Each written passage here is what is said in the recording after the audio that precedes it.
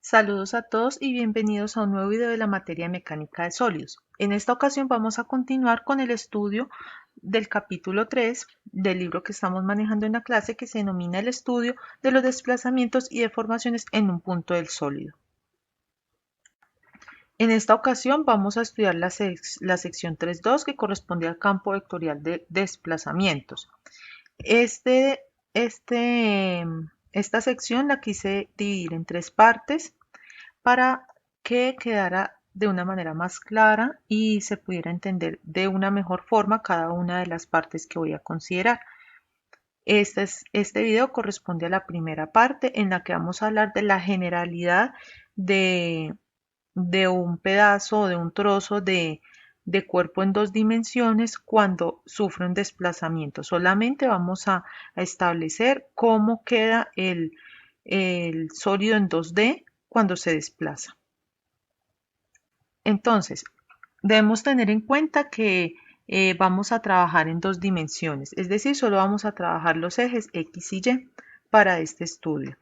Entonces, sabemos que cuando nosotros le aplicamos unas fuerzas externas a nuestro sólido, ese sólido va a sufrir unos esfuerzos.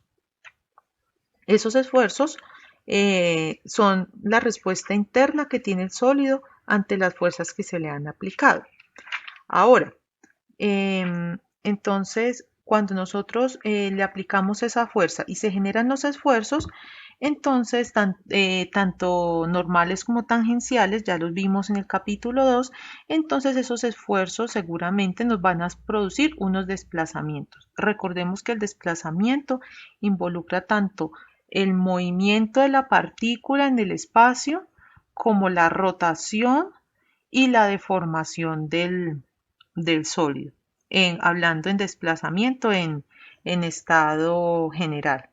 Entonces, si nosotros cogemos un pedacito de ese sólido, digamos un rectángulo, y lo amplificamos, cuando vaya a sufrir el desplazamiento, él va a sufrir una traslación. Vemos que los puntos se movieron de posición y vemos que nuestro sólido se deformó, es decir, cambió de forma. Esto quiere decir que nuestro pedazo de sólido o nuestro trozo de sólido acaba de sufrir un desplazamiento. Y entonces, al sufrir el desplazamiento, pasa de la posición demarcada por ABCD a la posición A', B', C' y D'. Entonces, vamos a analizar qué pasa en el sólido primero. Vamos a ver cómo se comportan cada uno de esos puntos, y entonces vamos, para caracterizar el movimiento del punto A, vamos a trabajar con todo el sólido y después trabajar en un límite, hacer tender todo a ese punto A para ver qué nos resulta.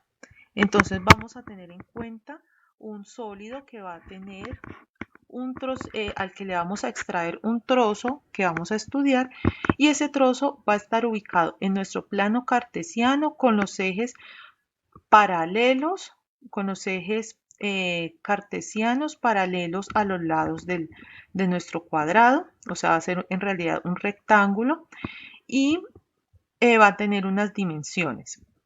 Entonces, la coordenada del punto A será la distancia X y la distancia Y. Entonces será la pareja ordenada dada por XY, esa sería la posición de A. La posición de B sería la posición de A más un delta de X. ¿Por qué un delta de X? Porque ese es el tamaño de nuestro rectángulo. Entonces a X le sumamos delta X y sigue siendo el mismo Y.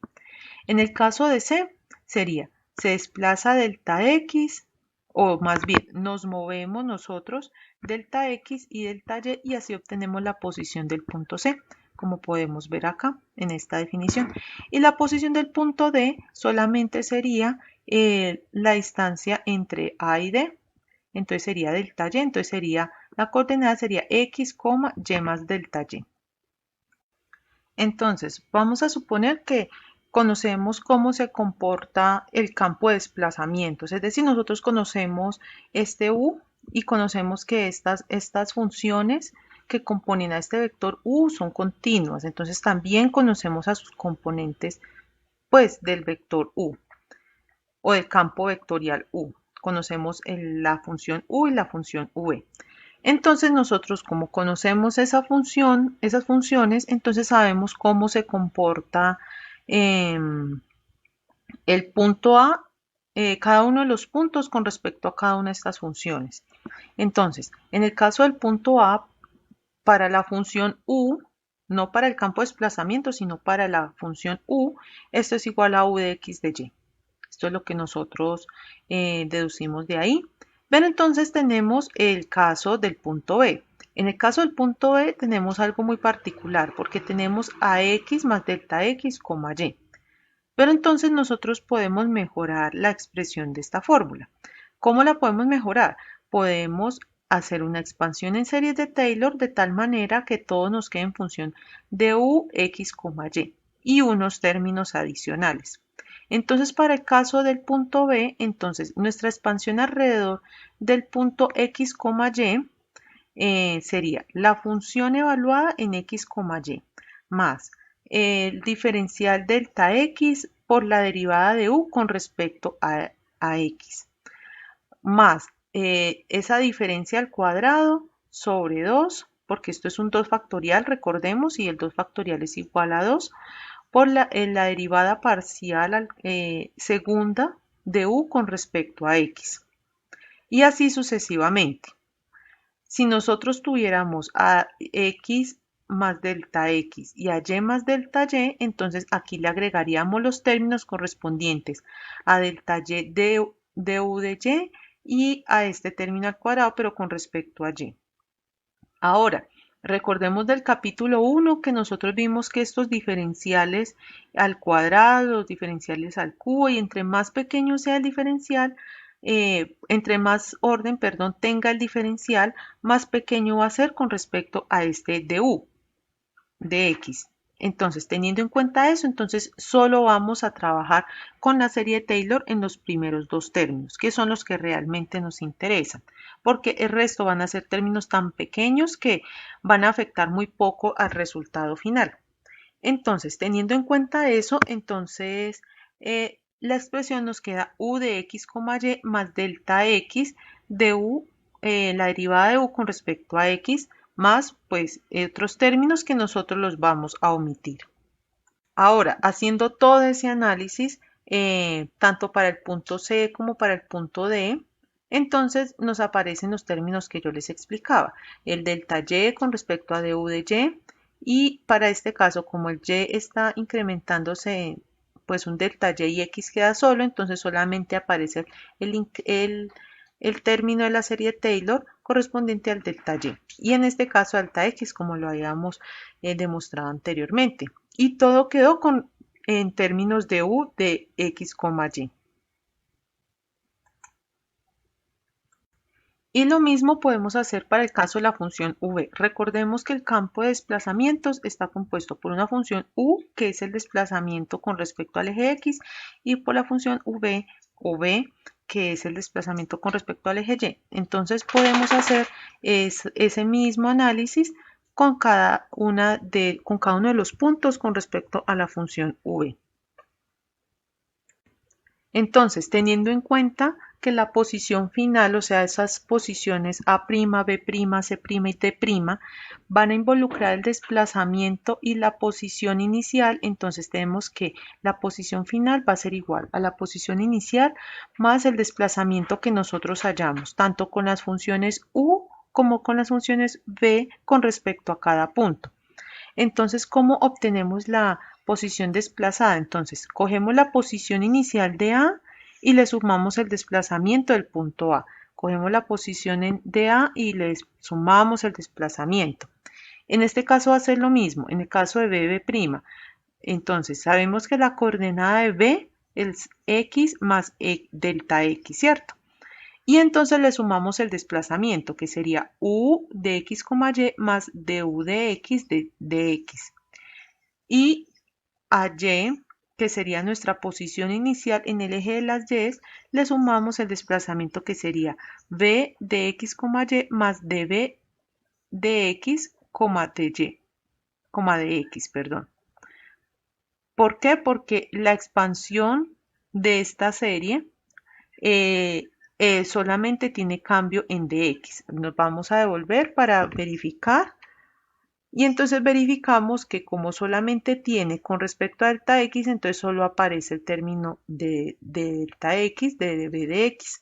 Entonces por eso esta fórmula tiene esta expresión y lo mismo hacemos para el punto C y para el punto D, teniendo en cuenta las particularidades de cada punto. Entonces, a partir de esas coordenadas que hallamos de A', B', C' y D', entonces devolviéndonos, vamos a devolvernos a ver nuestro gráfico. Vemos que aquí hay unos puntos B2 y D2. Entonces sabemos que la distancia entre A y B2 sería simplemente la distancia que hay sobre el eje X. Y la distancia entre A' y D2 es la distancia que hay sobre el eje Y. O sea, solamente tenemos que restar las coordenadas sobre el eje Y porque tienen las mismas coordenadas sobre el eje X. Y en este caso, entre la distancia entre A' y B2 sería solamente restar las coordenadas en X porque tienen las mismas coordenadas en Y. Vemos que tienen las mismas coordenadas en Y, entonces es innecesario hacer esa resta, pues nos da 0. Entonces, teniendo en cuenta, vamos a sacar estas distancias A'B2, A'D2, B'B2 y T'D2. Y ustedes las pueden verificar. Tenemos lo que yo les comenté anteriormente. Para el caso de A'B2 solamente se restan las coordenadas en X, pues las coordenadas en Y son las mismas. Entonces eso daría 0. Entonces tenemos que la coordenada en X en B' es esto y en A' es esto. Entonces hacemos la resta y nos queda pues esta función porque se cancelan U y se cancelan X. Entonces queda del delta X más esta derivada. Y lo mismo hacemos con cada una de las otras funciones, las cuales ustedes pueden verificar. Y teniendo en cuenta eso, entonces ya podemos pasar a la segunda parte, que la veremos en un segundo video, que correspondería a las deformaciones longitudinales.